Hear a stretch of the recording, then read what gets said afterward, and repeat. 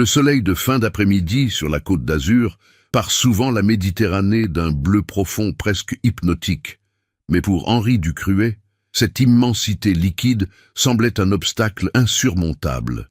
Du haut de la terrasse en pierre calcaire de la villa La Léopolda à Villefranche-sur-Mer, il observait les yachts ancrés dans la baie, les mains fermement enfoncées dans les poches de sa veste usée. Henri n'appartenait pas à ce monde d'opulence et d'héritage séculaire. Il était restaurateur d'objets historiques et son compte en banque flirtait dangereusement avec la faillite. Son arrivée dans cette somptueuse propriété n'était pas due au prestige, mais à une convocation urgente et financièrement irrésistible des avocats de la famille de l'élite qui gérait les lieux. À ses côtés, contrastant fortement avec son attitude tendue, se tenait la gardienne actuelle de la villa, l'élégante et impeccable comtesse Helena von Adams. Helena se déplaçait avec la grâce de celle qui n'avait jamais à se soucier du prix des choses, arborant un sourire poli qui, pourtant, n'atteignait jamais son regard froid et calculateur. Tandis qu'Henri portait sur ses épaules le poids de mois de loyers impayés et du déclin de son atelier parisien, la comtesse dégageait le pouvoir silencieux de celle qui dictait les règles du jeu social de la Côte d'Azur, sans prononcer un seul mot ostentatoire. La tension entre eux deux devint palpable lorsqu'Helena l'entraîna loin de la brise marine, dans le somptueux hall principal orné de tapisseries et de fresques du XVIIIe siècle, imitant le ciel alpin. Henri n'avait pas été engagé pour une simple restauration de routine, mais pour manipuler un immense coffre-fort en fer forgé de l'époque napoléonienne, partiellement encastré dans le mur d'une bibliothèque aux effluves d'acajou et de vieux papiers. L'objet présentait de profondes rainures et une serrure complexe qui semblait avoir subi une tentative d'effraction violente et récente, bien que la comtesse maintint la version officielle, selon laquelle il s'agissait simplement de l'usure naturelle due au climat côtier. Henri s'approcha du lourd métal, passant ses doigts calleux sur les engrenages apparents, et comprit immédiatement que le mécanisme interne avait été trafiqué de l'intérieur et non l'inverse. Un motif de rainure défiait la logique des serrures conventionnelles, indiquant que le secret de son ouverture exigerait bien plus qu'une simple compétence technique. En jetant un coup d'œil à Helena, Henri remarqua qu'elle gardait une distance chirurgicale, les bras croisés et le regard fixé sur chacun de ses mouvements de main, comme si elle craignait qu'il ne découvre quelque chose avant même qu'il ne commence les réparations. Le mystère s'épaissit lorsqu'Henri, sortant une petite lampe torche de sa mallette, illumina la base du coffre-fort et découvrit une fine traînée de poussière de marbre mêlée à un résidu rougeâtre ressemblant étrangement à du sang séché, rapidement nettoyé. Il déglutit difficilement, préférant ne pas poser de questions directes qui pourraient lui coûter son précieux contrat, mais le doute s'installa durablement dans son esprit méticuleux. Helena lui tendit simplement un trousseau de vieilles clés et un parchemin couvert de notes numériques tronquées, affirmant qu'il s'agissait des seuls documents laissés par l'ancien patriarche avant sa disparition soudaine et mal expliquée l'hiver dernier. Le silence qui s'était installé dans la bibliothèque n'était rompu que par le tic-tac monotone d'une horloge à pendule et le bruit lointain des vagues se brisant sur les falaises en contrebas.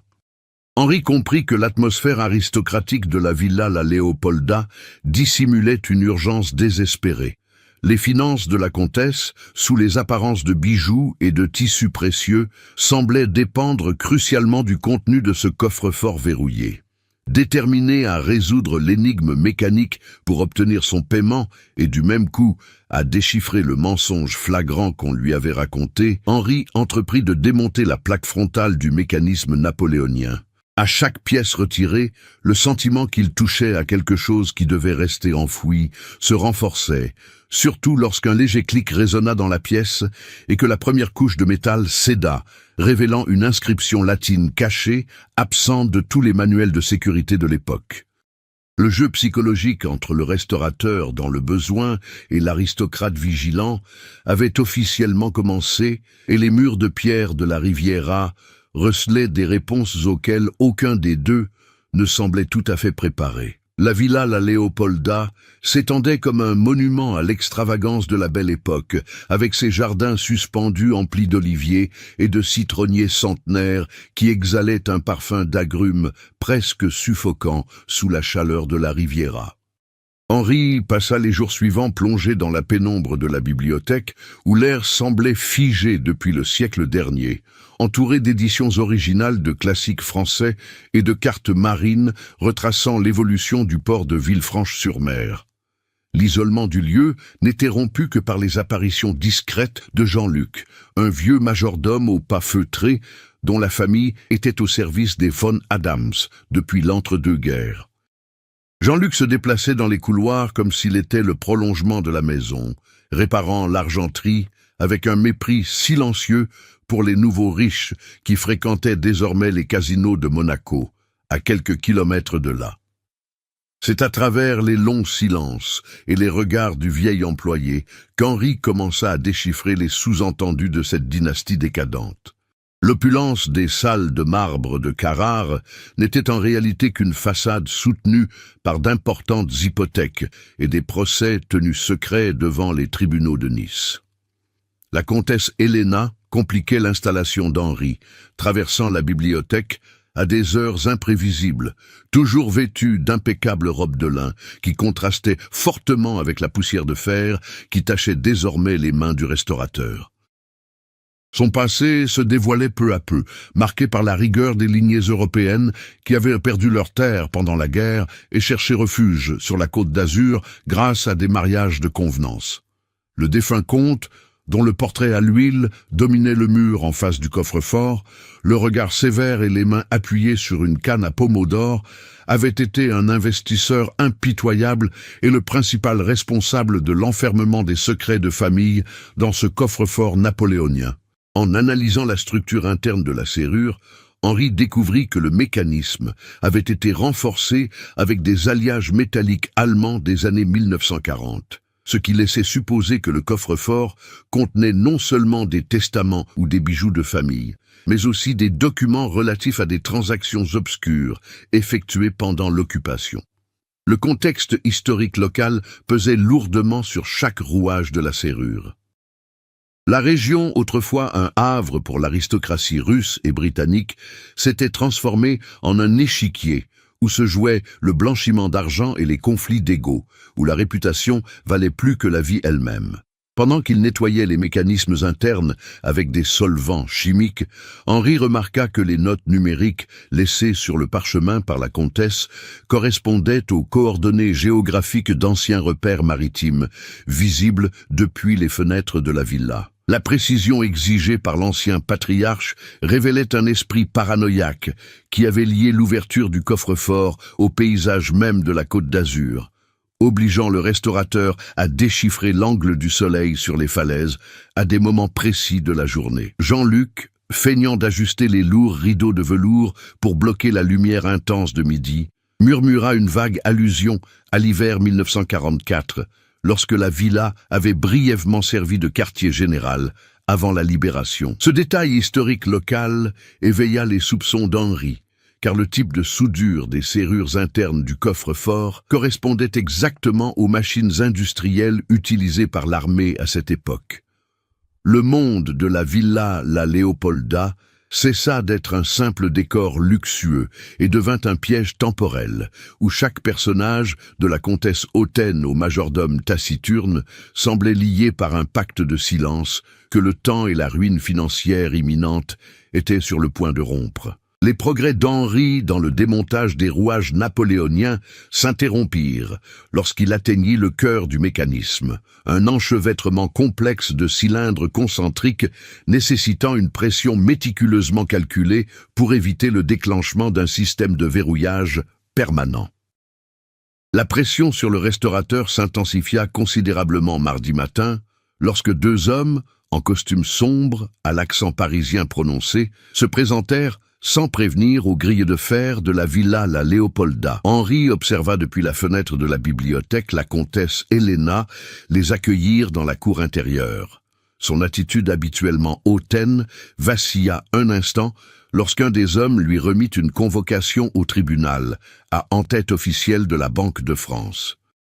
Les voix, bien qu'étouffées par les épaisses porte-fenêtres, portèrent le ton péremptoire d'une injonction finale.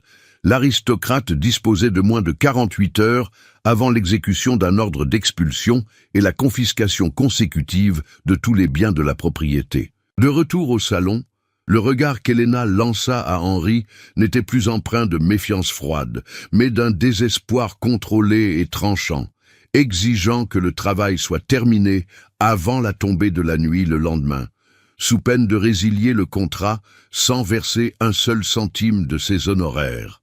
Dans ce contexte d'urgence temporelle, le conflit interne au sein de la maisonnée prit une tournure nouvelle et dangereuse avec l'intervention directe de Jean-Luc. Le vieux majordome, profitant de la brève absence de la comtesse pour rencontrer ses avocats à Nice, s'approcha du bureau d'Henri et y déposa silencieusement un petit carnet de cuir décoloré par le temps. Jean-Luc révéla que la véritable raison de la disparition de l'ancien comte n'était ni un exil volontaire, ni une maladie soudaine, mais une violente dispute qui avait eu lieu dans cette même bibliothèque au sujet du contenu du coffre-fort.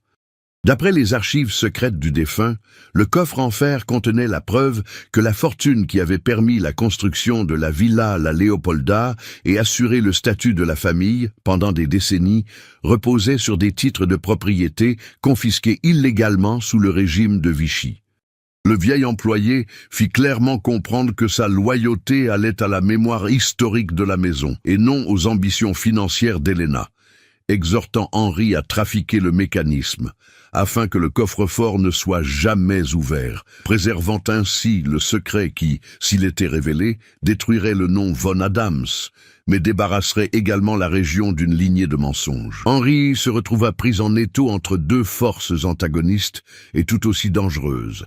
D'un côté, la comtesse désespérée, qui avait besoin de l'or ou des titres cachés pour régler ses dettes immédiates et maintenir les apparences.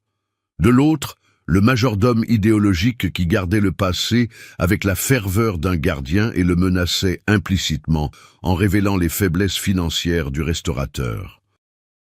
Chaque outil qu'Henri utilisait désormais semblait revêtir un poids moral écrasant, car dévoiler le secret napoléonien signifiait sceller le destin de tous ceux qui étaient liés à la propriété. Le conflit s'intensifia physiquement lorsque, testant la tension du troisième cylindre avec son tournevis de précision, le métal céda avec un craquement sec, libérant une forte odeur d'huile rance et révélant que la serrure avait été intentionnellement sabotée par quelqu'un à l'intérieur de la maison quelques heures auparavant. Helena, qui venait de rentrer dans la pièce les yeux rougis par la tension, remarqua l'hésitation d'Henri et s'approcha à pas rapides, la main droite dissimulée dans la poche de son manteau de lin, faisant clairement comprendre que le temps de la diplomatie et des politesses aristocratiques était révolu sur la Côte d'Azur. Le cliquetis étouffé des couverts en argent, en bas, se mêlait au bruit du vent qui commençait à fouetter les palmiers du jardin, annonçant une tempête méditerranéenne typique. Dans la bibliothèque, le compte à rebours imposé par les créanciers parisiens semblait résonner au rythme de l'horloge à pendule, mettant à rude épreuve la relation entre Henri et Helena, la menant au bord de la rupture. Pour compliquer les choses, Henri découvrit une intrigue financière complexe en examinant les registres d'entretien de la villa, oubliés par Jean-Luc parmi les livres de comptes. La comtesse avait secrètement détourné des fonds d'une fondation caritative locale basée à Villefranche-sur-Mer pour payer les intérêts de ses dettes contractées dans les casinos de Monte-Carlo. Cette révélation expliquait pourquoi elle ne pouvait ni se déclarer en faillite, ni laisser les autorités inventorier les biens de la villa. L'ouverture du coffre-fort n'avait pas seulement pour but de la sauver de la ruine, mais aussi d'empêcher que sa fraude envers la municipalité et la communauté locale ne soit dévoilée, ce qui aurait entraîné son arrestation immédiate. Tandis qu'Henri tentait de remettre en place les goupilles sabotées, sa relation avec Jean-Luc prit une tournure encore plus inquiétante. Le majordome n'agissait pas uniquement par purisme historique, comme il l'avait d'abord laissé entendre. Il faisait chanter Helena depuis des années, exigeant des pensions exorbitantes pour qu'elle garde le silence sur le sort de l'ancien comte. Chaque interaction entre le domestique et sa maîtresse dans les couloirs de la Villa La Leopolda était empreinte d'une amertume sous-jacente, une guerre froide domestique où le moindre faux pas pouvait entraîner la destruction mutuelle. Henri comprit qu'il était pris au piège d'un chantage croisé lorsque Jean-Luc, lui apportant un café en fin d'après-midi, lui murmura que les deux hommes en costume sombre, aperçus dans la cour, n'étaient pas de simples huissiers de justice, mais des détectives privés engagés par les administrateurs lésés de la fondation caritative. La pression du temps devint suffocante. Henri n'avait que quelques heures pour démêler cet écheveau avant que la police française ne frappe à la porte, munie d'un mandat de perquisition. L'atmosphère sur la côte d'Azur était empreinte d'un gris plombé, à l'image de la claustrophobie qui régnait dans la bibliothèque. Henri travaillait sans relâche, utilisant un stéthoscope mécanique pour écouter le cliquetis presque imperceptible des alliages métalliques allemands ajoutés au coffre-fort. Chaque mouvement de ses mains devait déjouer le sabotage interne orchestré, il le savait désormais, par Jean-Luc pour faire passer Helena pour incompétente auprès des créanciers. Les intrigues secondaires s'entremêlaient de façon suffocante au conflit principal. La quête d'Henri pour la vérité technique et la garantie de son paiement dépendait directement de sa capacité à déchiffrer qui, en fin de compte, détenait la clé de ce véritable nid de secrets dynastiques. Lorsque le ciel se déchaîna enfin en une pluie torrentielle sur les falaises, Henri sentit le 4e cylindre céder dans une forte vibration qui résonna dans toute la structure de fer napoléonienne, indiquant que l'avant-dernier rempart physique du manoir était tombé. Un coup de tonnerre retentit sur les falaises de Villefranche-sur-Mer, faisant trembler les lourdes fenêtres de la bibliothèque au moment précis où le 5e cylindre du coffre-fort napoléonien tourna dans un craquement métallique caractéristique.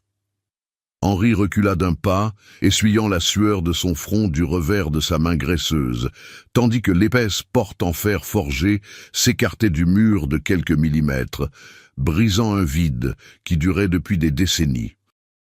La comtesse Helena, qui avait suivi la scène avec une intensité palpable, s'avança aussitôt, bousculant Henri avec un empressement qui fit voler en éclats son masque de froideur aristocratique.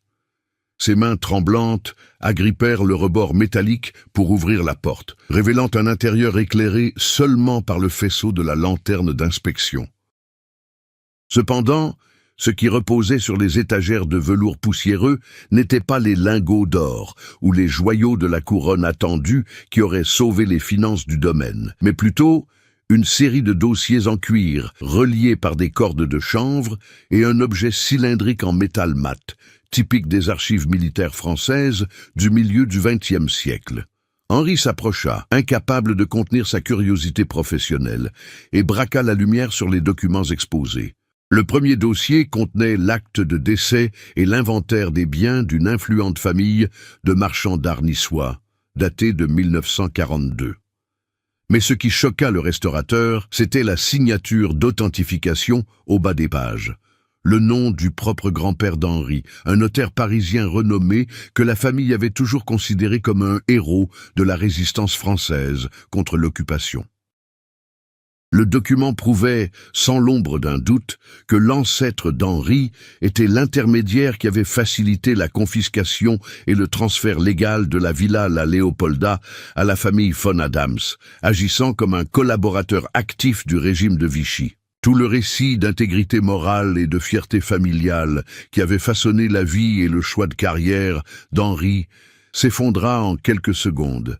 Il n'était pas un professionnel neutre, engagé par hasard. Sa présence était l'aboutissement d'un cycle de complicité historique qui liait son nom à cette dynastie décadente. Avant même qu'Henri puisse assimiler le poids de cette révélation sur sa propre identité, Helena sortit le cylindre de métal mat et en dévissa le couvercle avec précipitation. À l'intérieur, elle en sortit un unique document officiel, daté de 6 mois seulement, signé par le comte défunt avant sa disparition.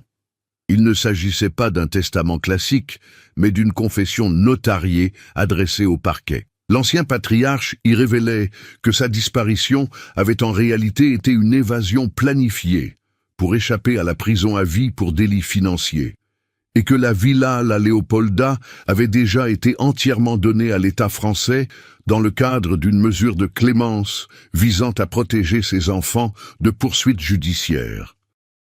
Helena pâlit violemment, les yeux rivés sur les petits caractères qui scellaient son destin.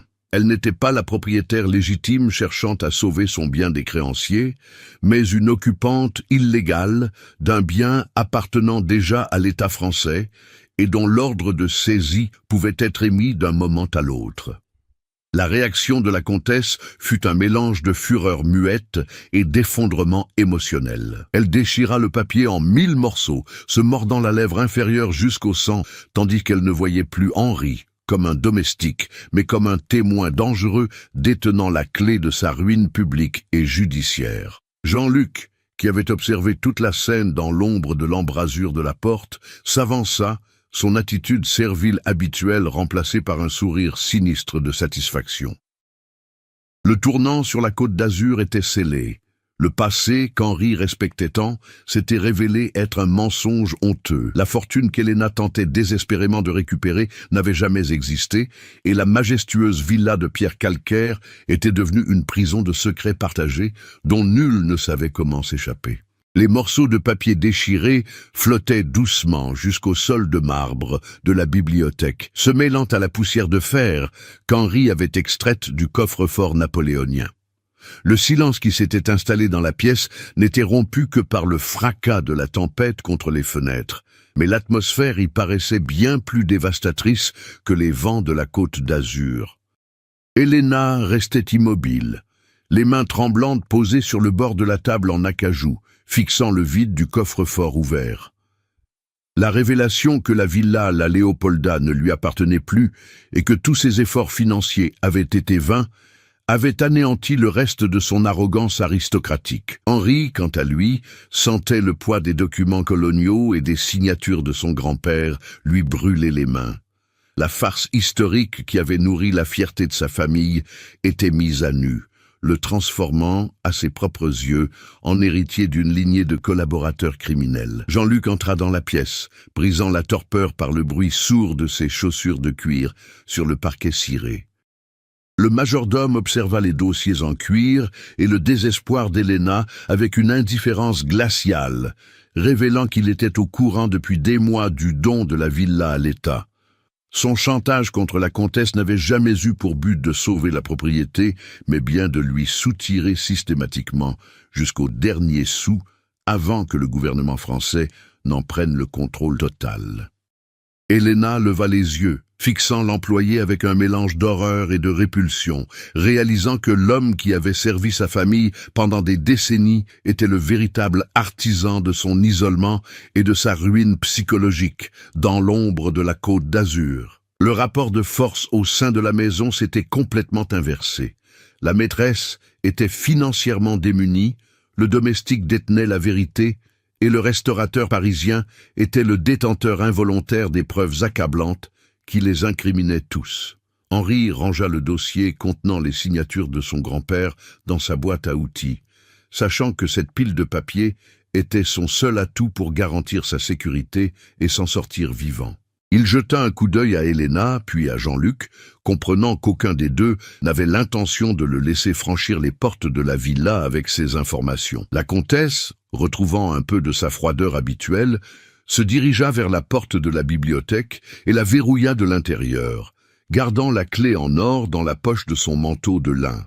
Elle fixa Henri d'un regard fixe et déterminé, lui proposant un pacte de silence désespéré. S'il détruisait les documents liant son grand-père à la confiscation de biens de guerre et l'aidait à orchestrer un incendie criminel à la bibliothèque pour détruire les preuves de donation, elle userait de ses dernières influences à la mairie de Nice pour transférer une somme considérable sur son compte parisien. La réaction d'Henri fut un déni intérieur immédiat, car accepter les conditions de la comtesse revenait à cautionner la corruption qui avait détruit tant de vies par le passé et à perpétuer le cycle de mensonges au sein de sa propre famille. Jean-Luc, remarquant l'hésitation du restaurateur, s'approcha de la table et posa la main sur le vieux carnet en cuir, signifiant que si Henri ne coopérait pas à la destruction des preuves incriminant la lignée von Adams, il le livrerait lui-même à la police de Villefranche-sur-Mer, comme complice de la fraude perpétrée contre la fondation caritative locale. Les conséquences des actions passées et présentes convergeaient dans une impasse, sous la faible lumière de la bibliothèque. Les murs de calcaire de la Côte d'Azur semblaient se refermer sur les trois personnages, transformant le chantier de restauration en un lieu de confinement et d'affrontement physique imminent. L'enfermement forcé dans la bibliothèque de la Villa La Leopolda raviva chez Henri un sentiment d'urgence qu'il avait depuis longtemps oublié sous le poids de ses dettes parisiennes. Voyant la clé enfermée dans la poche d'Héléna et l'air menaçant de Jean-Luc, il comprit que la seule façon de se sortir de ce piège ne résidait ni dans la soumission ni dans la complicité, mais bien dans l'affirmation de son intégrité professionnelle et morale.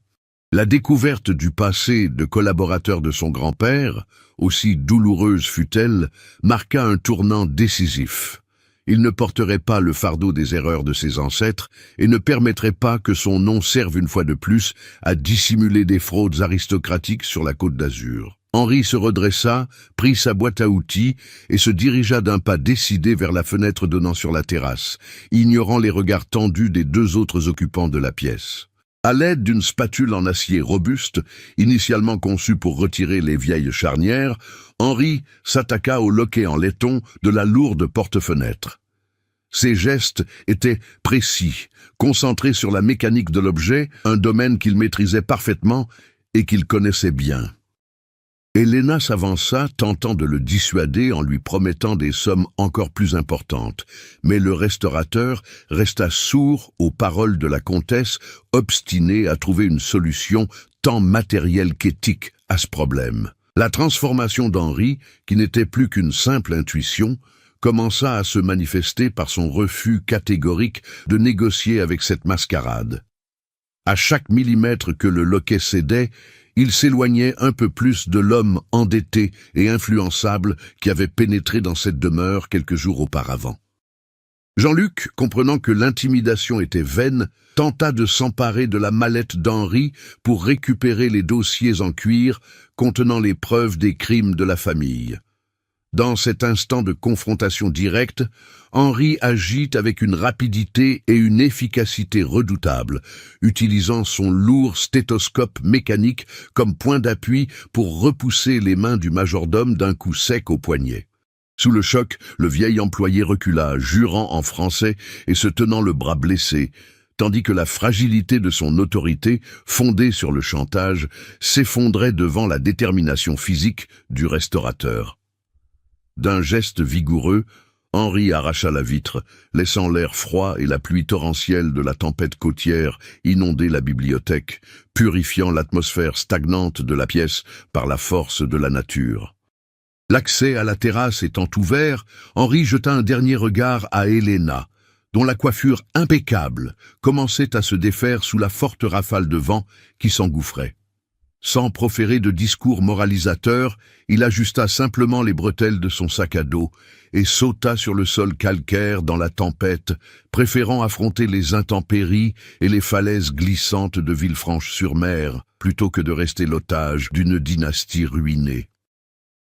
Son évolution se confirmait dans sa volonté de risquer son intégrité physique et son salaire pour faire ce qui était juste, marchant d'un pas assuré sous la pluie vers les grilles du domaine, déterminé à remettre les documents historiques aux autorités compétentes à Nice avant que l'aube ne ramène les créanciers de la comtesse. La pluie fouettait le visage d'Henri, tandis qu'il se frayait un chemin à travers le labyrinthe d'oliviers et de citronniers des jardins suspendus, sa mallette contenant les preuves juridiques serrée contre sa poitrine. L'obscurité de la nuit de la Côte d'Azur n'était troublée que par les éclairs qui illuminaient la silhouette imposante de la villa La Léopolda derrière lui. Henri savait que le temps jouait contre tous. Les enquêteurs de la Fondation caritative et les huissiers de Paris arriveraient à l'aube pour procéder à la saisie définitive de la propriété. Cependant, alors qu'il atteignait le grand portail en fer donnant accès à la route côtière de Villefranche-sur-Mer, un craquement métallique résonna au-dessus du grondement du tonnerre. Les moteurs électriques du portail avaient été désactivés à distance de l'intérieur de la maison, piégeant Henri à l'intérieur du domaine. Se retournant, il aperçut les phares d'un utilitaire fendant la pénombre des allées de gravier de la propriété. Jean-Luc, au volant de la voiture d'entretien de la villa, filait à toute allure à travers les allées du jardin, déterminé à récupérer les documents avant qu'Henri n'atteigne la route de Nice. La traque rendait tout dialogue ou médiation impossible. La tension dramatique montait à chaque seconde, tandis que le restaurateur se précipitait vers les vieux escaliers de pierre, descendant les falaises vers la mer, le seul passage inaccessible au véhicule du majordome. Henri descendit les marches glissantes, ressentant le poids de la gravité et la boue, conscient qu'un seul faux pas sur les rochers méditerranéens lui serait fatal. Pendant ce temps, plus haut sur la propriété, les lumières du hall principal se mirent à vaciller de façon alarmante.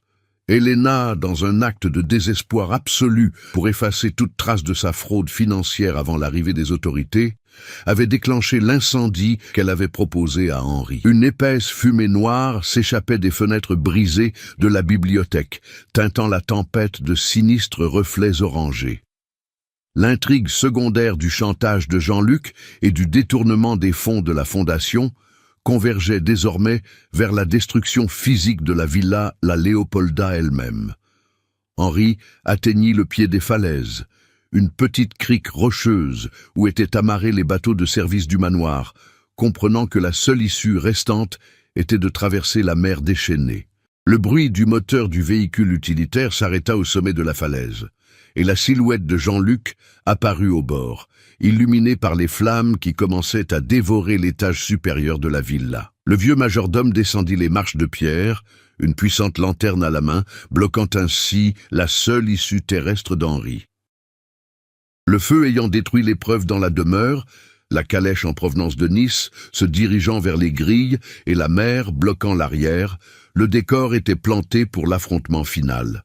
Henri tira la bâche imperméable d'une des barques en bois de la crique, se préparant au choc qui déciderait qui survivrait à cet écheveau de secret sur la Côte d'Azur.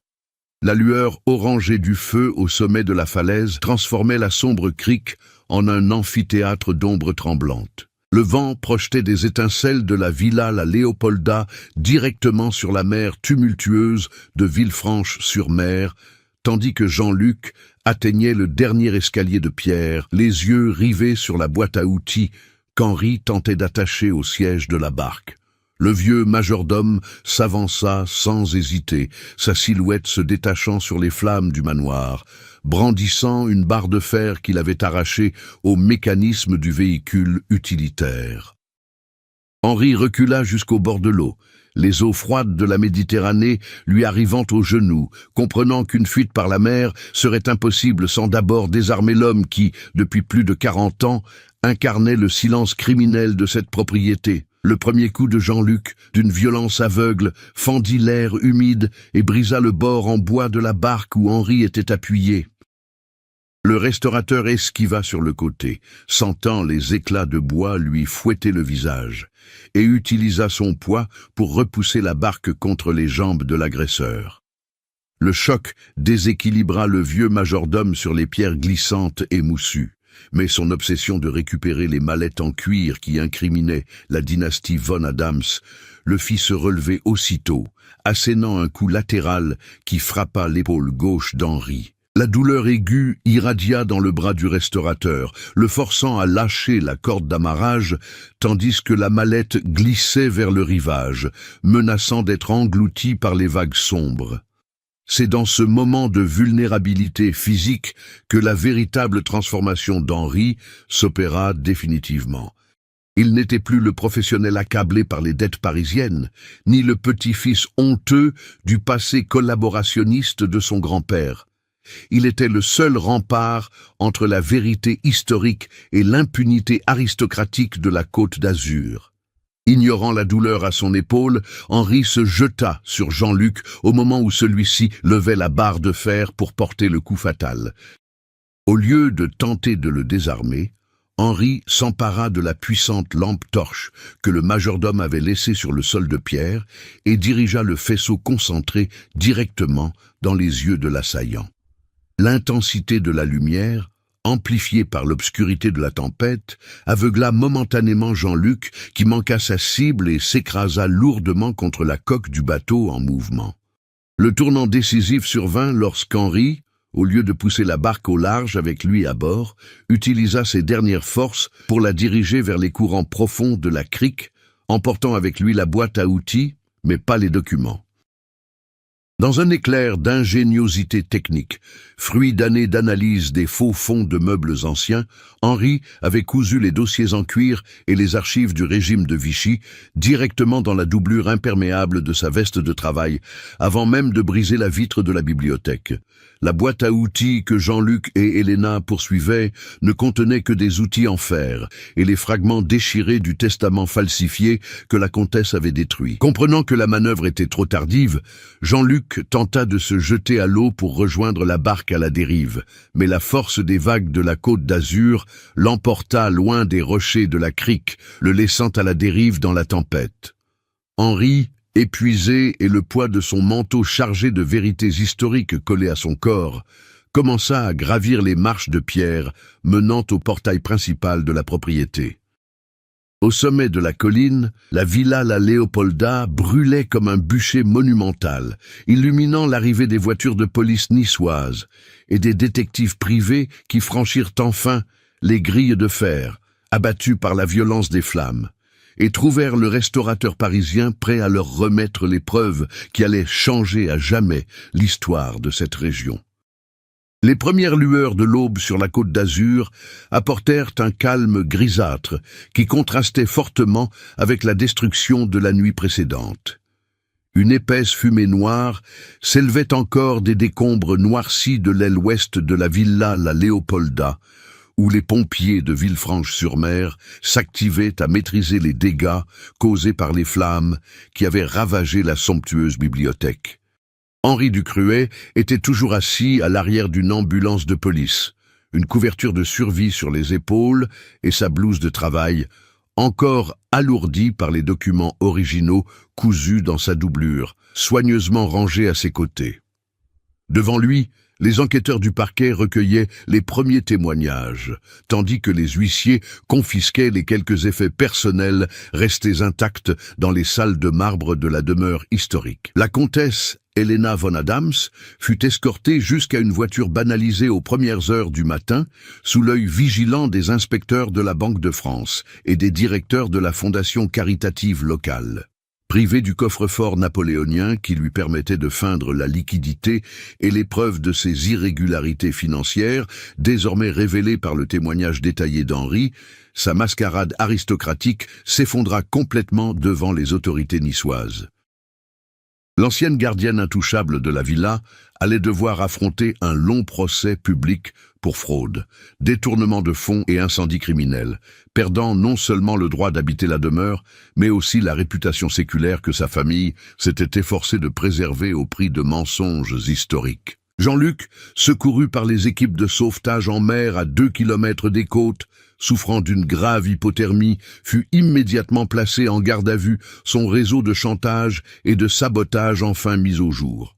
Pour Henri, les conséquences à long terme de ce voyage dépassaient largement la simple garantie de ses honoraires, désormais pris en charge directement par l'État français au titre de l'assistance technique médico-légale. En remettant aux historiens et juristes officiels les dossiers en cuir originaux contenant les signatures de son grand-père, Henri rompait le cycle du silence et de la complicité qui liait sa lignée au crime du régime de Vichy sur la Côte d'Azur. La Villa La Leopolda cesserait d'être un monument à l'opulence et à l'exclusivité des nouveaux riches pour être transformée, conformément au testament du comte, en un centre culturel et un mémorial public géré par l'État français. Henri contemplait l'horizon, où le soleil commençait à se refléter sur les eaux claires de la Méditerranée, avec le sentiment que son intégrité professionnelle avait enfin permis de restituer non seulement un ancien mécanisme de fer, mais aussi une part essentielle de la vérité historique de son pays. 2 ans plus tard, la Villa La Leopolda rouvrit ses portes, mais ses grilles de fer laissaient désormais passer les étudiants et les visiteurs du mémorial public de la Résistance à Villefranche-sur-Mer. À Paris, Henri Ducruet nettoyait les outils de son atelier, qui arborait désormais une enseigne expertise médico-légale d'objets historiques. Ses dettes entièrement payées et son nom lavé par le poids de la vérité. Il conservait dans le tiroir de son bureau un petit engrenage napoléonien rapporté de la Côte d'Azur. Un rappel silencieux que, sous les façades les plus somptueuses du monde, la justice finit toujours par triompher. Chaque grande histoire recèle une vérité qui résonne bien au-delà de sa fin. Qu'avez-vous pensé du parcours d'Henri à travers les secrets de la Villa La Leopolda et de la révélation sur le passé de sa famille? Laissez un commentaire pour nous dire quel moment vous a le plus tenu en haleine et partagez cette histoire avec un amateur de mystères réalistes et plein de rebondissements. Si vous avez aimé percer ce mystère sur la Côte d'Azur, abonnez-vous pour ne manquer aucune de nos prochaines histoires captivantes. How do we make battery? Hold on. No? It's okay. How do we make a battery? Oh, we don't have copper ore. We also need sulfur. Why does sulfur scare me? Isn't that odd? Wait, do I have a... Wait, I have a fucking egg in my inventory? The devs leaked an AK-47 in Subnautica 2? I can't wait to see it.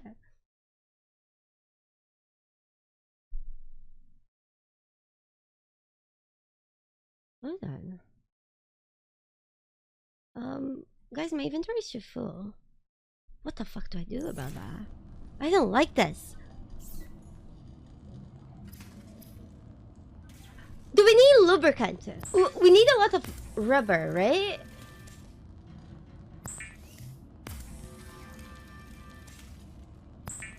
We just make this. For now.